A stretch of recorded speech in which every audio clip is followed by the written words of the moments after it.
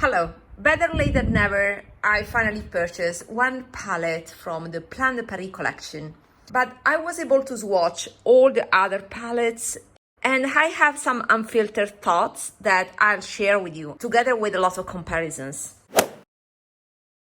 A quick summary of what happened. I actually ordered two Dior palettes at the end of July, the pink one, Champs-Élysées, and the gray one, 30 Montaigne. My order was not able to be delivered for logistic reasons. The reason is that I work full-time at my office. I'm not allowed anymore to receive private personal packages in my working place. So what I do usually is put in my home address and then redirect the package to a pickup point. Usually that procedure goes smoothly, but this time I selected a pickup point, but that one was officially opened, so the procedure went through, but when the postman went there, it found it closed. So a nightmare with the Dior customer service because it was poor. They were not able to redirect the package to me. So after 3 weeks of not being able to receive my package, because I had no way as a customer to redirect the package, was something that the seller, so Dior, should have done, but the customer service was not able to. Practically, I got refunded. I asked for a refund, and also that was not good for a premium brand. I mean, they should have released a refund. In the end, the package went back to them, and yeah, I decided not to purchase online from them because it was a nightmare. So I said, okay, since I still want at least one palette, then I will buy it myself. And today I had the chance to go to the department store and finally purchase a palette. In the beginning, I still wanted to buy both of them, but I didn't want to give Dior my hard-earned money. They don't deserve it, so I decided to stick to just one palette. And my choice was the pink palette. So I purchased the pink palette that is swatched here. And okay, I swatched 4 colors and there's another pink that is in the middle. I swatched actually, but guys, I was alone with multiple packages and yeah, I also had to pay for it, so I messed up with my nail polish, but I managed to swatch 2 nail polishes. This one that was the light blue nail polish is very pretty color. I also swatched the Montaigne one. You see, it's a pearly pink, but I think the Chanel one is prettier. The Chanel one from the Jardin Imaginaire collection. So yeah, these are my 2 swatches. The pink one was better. It dried out quickly. I think I have something similar from my KL polish collection, and this is not worth it. I mean, the Chanel one is much better. So at least I won't be tempted by the nail polishes anymore. So it's all money saved. I will be direct. If you have purchased any of these quints, don't take it personally. I will try to be, quite critical because these quads are expensive. Let's focus on the color stories based on the swatches. The blue one. The blue one was the most popular one among influencers, and I can understand why. We all have those neutral colors, so the blue one should be the most unique. However, thinking about my personal collection, I own these colors. These 2, honestly, are too light. They will look the same on the eyes. So, and they are so light that I don't see value in these ones. They are just a hint of sheen that without adding anything on my skin. So personally, I don't like either of them. The texture is nice because it's less glittery, so it's smoother, but these 2 colors I think make the quint. This other one is a letdown because it's a beautiful deep blue in the palette, but once swatched, it's a gray and dull gray. I don't like it too much. It's functional, but I mean, I wouldn't purchase the quad because of this color. However, I would purchase the quad because of these two. This is quite unique indeed, but unique consideration.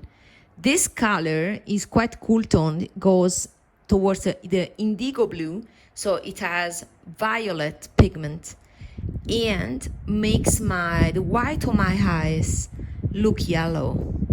That's the truth. And I discovered that when I purchased some very cool toned, like ultraviolet blue tones. So it's not flattering on me. Although it's beautiful, it's not flattering. And this one, I think I own it already. Let me show one thing. So I have purchased recently some Sisley eyeshadows. And to be honest, this one is beautiful, silky French blue, but I never open it. So let's see. It's been a while, but guys, I didn't have time. It's called Silky French Blue 23. And I think is quite similar. It's a beautiful deep indigo blue.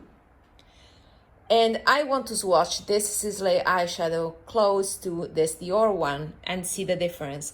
Alison Chaz, I don't know how to pronounce her name, but she has already a comparison between these two, but I want to make it one by myself. So this is the difference. Let me put it here because I want to make it a swatch with the same, lightening conditions. So the difference is that the Sisley one is deeper and less glittery because it is the silky finish. Silky means that it's a satin. This is the most elegant finish by Sisley, in my opinion, because of the absence of the glitters. But you can see now, and I think with natural lighting here, you can truly see the difference in colors here. There's a huge difference. So this is deeper and this is more steel blue. They are different enough, in my opinion, to justify the purchase, but I'm still on the fence because these blue colors, the only way I can use them is as liners because all over the eyes it's too strong of a look for my preferences, and this would not be usable because of that color theory effect that shows up on my face. That's why for me this palette is a maybe more a no. So now that I swatched these two, I'm more keen to buy the palette because I like this blue. I don't think I have something similar. And if you see closely the glitters, you see that are kind of purple. You see? I can see them from the preview. You see there are magenta shimmer particles. And those magenta shimmer particles make the overall color to look more purple. So from a distance you won't see them, but from a close-up, you definitely see the shimmer, the purple shimmer, the magenta shimmer, you see? And let me see, yeah, it's definitely a feature that is also present here. A very close-up shows magenta particles here. So there are more complex colors, but at the same time, I prefer my Sisley more, to be honest. So I don't know how much I would use it. And for now is a maybe. These palettes are quite pricey at 83 euros. We are used to pay them between 50 and 60 euros. So 83 is quite steep of a price compared to all other eyeshadow palettes by Dior. Let's proceed with this. I want to compare this with the Pat McGrath shade from the Bridgerton 1 palette that I arranged in this quad that I love, to be honest. The palette is by Nabla, but the colors here are by these two by Nabla. This is Pat McGrath from Bridgerton 1 palette. And this is Devina single, matte single, London Fog. That is my dupe for Chanel Gris Paris. Okay, let's watch this one. And yeah, it's a Bridgerton color, truly. I will put here. And you see that this is brighter. Let me see if there are, oh, there are pink particles in this too. Look, you see this, you see these magenta particles here. So it's complex too, but it's different compared to this. This one by Dior is deeper. So it definitely has the same magenta particles, but the blue particles here are brighter and lighter compared to this one that are more indigo blue. So the concept is similar, but this is much intense. By Pat McGrath is much intense and lighter compared to this one. So let's proceed to the warm palette. This was excluded from my wish list, but I have to say I like it a lot. First of all the finishes here, apart from this, are smoother. So this palette is definitely smoother, less glittery compared to the other palettes. As for the blue palette, the Étoile palette, the most glittery shades are definitely these two blues. These two are smoother. As for this one, the most glittery is the first one, that is also the most multidimensional. But these other shades are, very finely milled and smooth. So I like them. I really love this peachy shade and also this one. This yellow is a bit mustard, but these two are definitely too warm for me. And this, although it's nice, I wouldn't use it. So picking the palette just for two shades, it's a waste, right? But that would be also for this Étoile palette, because I would pick it up only for these two shades. So the problem with all the color stories, including the one that I picked up, the pink one, is that, there are only one or two colors that I love, and the other ones, I don't like them at all. So that's a big problem. These are not my colors, but I would like to make a comparison with the Pat McGrath one. There's definitely this one, this palette, the Divine Rose 2, that may have some close colors like this one. Let me put it here. It's more yellow compared to these two shades that are peachier. And this is the orange Bec de Gelée, and this is definitely darker, more vibrant compared to these peachy shades. But let me also check these colors here from the how it's called, Utopian Dream. That is the last palette that I purchased from Pat McGrath. No, this is not something that is close. Maybe this yellow, let me compare it. It's definitely grittier, different compared to this one, but this is the difference. And you see how much brighter and, more present are, shinier, let's say, are the Pat McGrath shades. It's a pity that Pat didn't provide shades like this.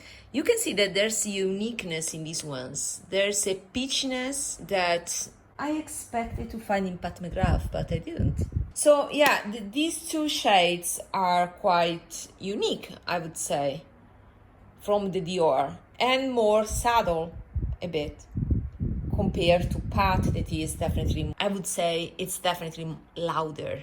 If you are confused about Dior formulas, there's a video about Dior formulas. The gray one, this was the other one that I was interested in because of these two shades. The gray one, that guys, I don't like, it's a concrete gray, let's say. I think it clashes with my skin. I have a tan, my skin is warmer than usual, but still it clashes. That is the shade that makes me older. So why should I pick a palette because of this? And this is a silver, I mean, a plain silver. This is a plain black. So I don't like when whatever brand wants to make a smoky palette and they choose plain black and plain silver. It's so lazy. And then this is nice because it's a peachy. It's not a standard, you know, nude shade. So let's compare these shades with some things like this one. This is the silver pigment by Pat McGrath, and yeah, this is the plain silver I was referring to, and this is less blue than the Pat McGrath one, at least. So yeah, but is similar in terms of level of shimmer. Let me show you another comparison. So this is the palette I wanted to compare as well, and this is the Imperial Moon. So let's see how the silver is. Let's put it here. This is the warmer silver, in the sense that it has the most degree of yellow, and I think is the most wearable. Then this that is already to stark white, and then this that is bluish by Pat McGrath. So to be honest, I don't see a huge difference in terms of texture. The texture of the Dior one is more grainy, less smooth than the Guerlain Imperial Moon. So I don't know. Personally, this one is still my favorite because it is the one that I would use. And then here we don't have that steel gray pigment there. So I don't have anything like this because I stay away from colors like this. They're very 80s in my opinion. So I don't have anything to compare to this. This is a black like you may find in any palette. Let's use this black for example. Yeah, same thing. No, let me put it here. Yeah, I already made a swatch here, but let me put it here since this is the Imperial Moon.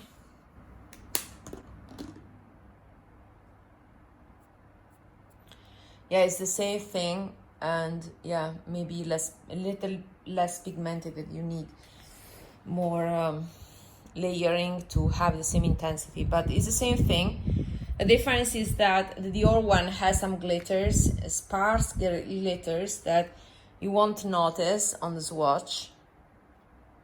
Do you notice glitters here? Yeah, there are small particles here, and those particles that are quite plain silver particles, you see, are absent in the Guerlain. It is a plain matte. And let me also compare this peachy color. I want to compare it to this by Dior, so I will put the Guerlain here. And as you can see on my skin right now, yeah, this by Guerlain is a different finish because it's a matte, but it's quite close to the Dior one that is much less pigmented but has the same peachy hue, at least on my skin tone right now. So yeah, I would say that two colors are quite close between Imperial Moon and Dior. And the silver, I prefer the one Imperial Moon compared to the Dior one. So it's just a matter of the two shades that I've mentioned before that make, honestly, the palette. Let me wash my hands so I will be able to swatch more shades. Okay, let's focus on this this is the gold that is in the Dior Quint, that on my skin right now, that is quite tanned, it turns a bit more cool toned, like a green. On my eyes that are whiter than the skin on my arm, is definitely more yellow, but it flips pink. Now, it's not something new because I have seen this pigment in Natasha Denona Gold palette. I have a re-edited version of my gold palette where I removed the more traditional shades and I have replaced them with some shades from the Lila palette. And the ones that I removed, coincidentally, are featured in the new Midi Golden palette. Anyway, I was referring to this shade that is called Lime Chrome. And this shade also flips more orange pink compared to the Dior, that is prettier in my opinion, but let's see. Okay, and I hope you can see the pink. So this is the Natasha Denona and this is the Dior. The pigment is quite close. The flip to pink is evident in the Natasha Denona too. So although the Dior is baked gelée, while this shade by Natasha Denona Lime Chrome is just a standard powder, the pigment is quite close. Natasha Denona is warmer, but the flip similarly. Natasha Denona is smoother, is more metallic, while the Dior one is more glittery. But there's another shade that I would like to compare to this Dior one. This shade that is from Pat McGrath Mothership 5 palette, it flips pink too, as you can see. So I think this is closer of a match. Let me put it here. And yeah, so Dior is the subtle version of the Natasha Denona one. Let me put the Pat McGrath on top because I would like that the light and the curvature of my arms is the same, so that they flip in the same moment. So we have Dior at the bottom and Pat McGrath at the top. You can see that there's a similar texture. They are both baked gelée. Pat McGrath again is louder, brighter, and Dior looks like a more sheer version.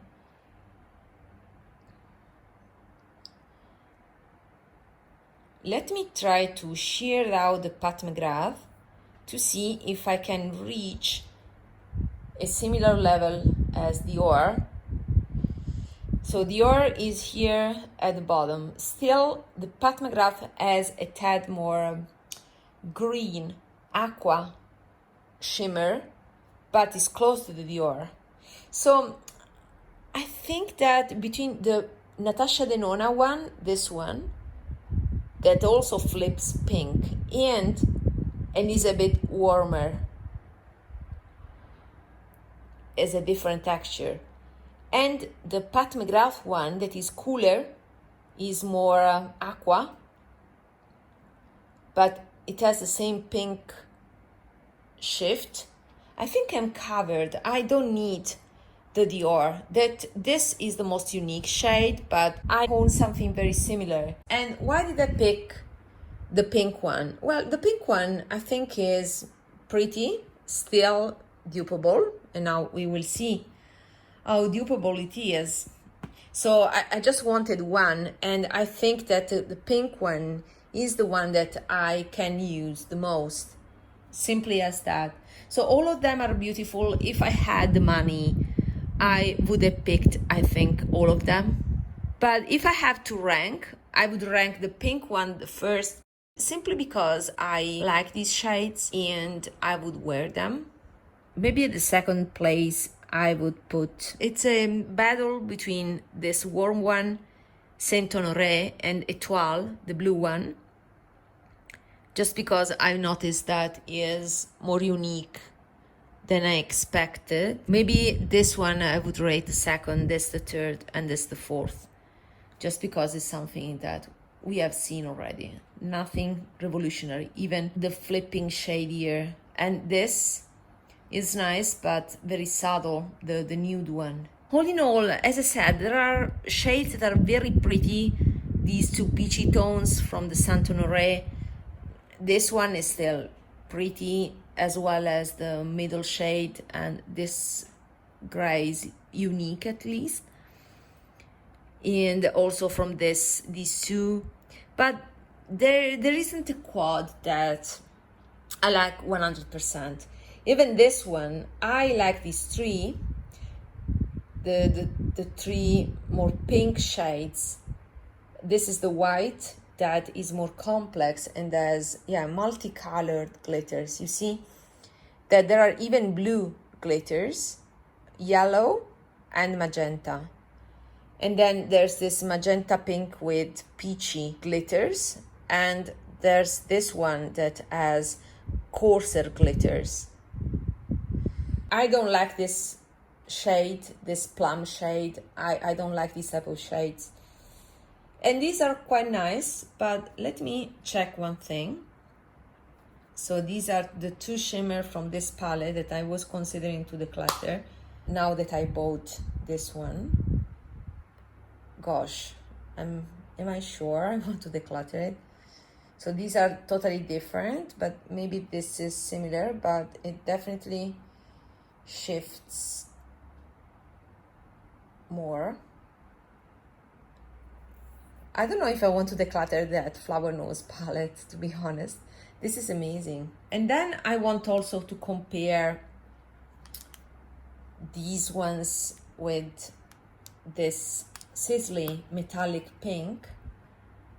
That also is a reason why I didn't want to purchase this pink palette. Let me see here. Yeah, it is quite close. It's a little bit subtle than this, but it's quite close to this shade. So yeah, even this one, I don't know if I made the right choice to pick this one. I could have picked another one. But which one? That's the point. This is too orange and I wouldn't use that. But these are nice. I don't know. I truly don't know. I may end up buying all of them if they will still available in the coming months. Definitely, I don't have budget this month to allocate on these quints. And let me also compare these ones with Pat McGrath. Pat McGrath has the mothership number 3 that has a magenta pink like this. And also there's also the white, but it's less complex than these ones. So the white pink, that would be the, how can I say, the similar shade to this one, because it looks white, but it's totally different and actually is closer to this. And so I think I can sell this on Vinted, because I have similar shades. This is quite close and it's in the Baked Gelée formula compared to this one by Flower Nose. So yeah, and it's even better than I remember, because this is quite dry and not good quality, but this is a palette that I purchased quite recently and I think it has improved compared to what I remembered it was. And this is the other shade, this one, that I think is close to this by Dior. So I will put it, I don't know, let me put it here. And they're the same thing, right? So yeah, I definitely had in Pat McGrath mothership number 3, as well as with my Sisley, something very close to what I've just purchased. Pat McGrath already did them all, and to be honest, most unique shades at this point, that now that I swatched everything, the most unique shades are still this one, that has no Pat McGrath equivalents, and these two peachy shades. Yeah, still this one has a uniqueness, but other than that, yeah. I wish there was a brown quad in the Plein de Paris collection, because yeah, blue quad, and then you have your orange quad, then this gray black quad, and then the pink quad. Very bright, you know, there was nothing in the middle. I would have liked a brown quad with a flip, with something. A bit disappointed because, you know, I wasted so much time and dedication thinking, overthinking, and then I picked something that I already had. But yeah, that is a lesson learned. In conclusion, this collection is interesting. I like the choice of the Baked Gelée formula. I like the jewel effect, because these shades by Dior are shiny, like wearing jewels on your eyes, but at the same time they are not so loud as Pat McGrath. Although if you own Pat McGrath, you can play a bit with pigments, shear them out to get something similar to these Dior ones. On the other hand, there is no quint that I would purchase straight away. I mean, all the quints have some shades that I would like to have in my collection, but I could not identify one quint that was a straightforward purchase, and that's the reason why I waited so much. I couldn't identify a must-have in this collection. Let me know what you think about it. Did you have the same feeling? I hope that these watches and comparisons were still useful to you. Until next time. Bye.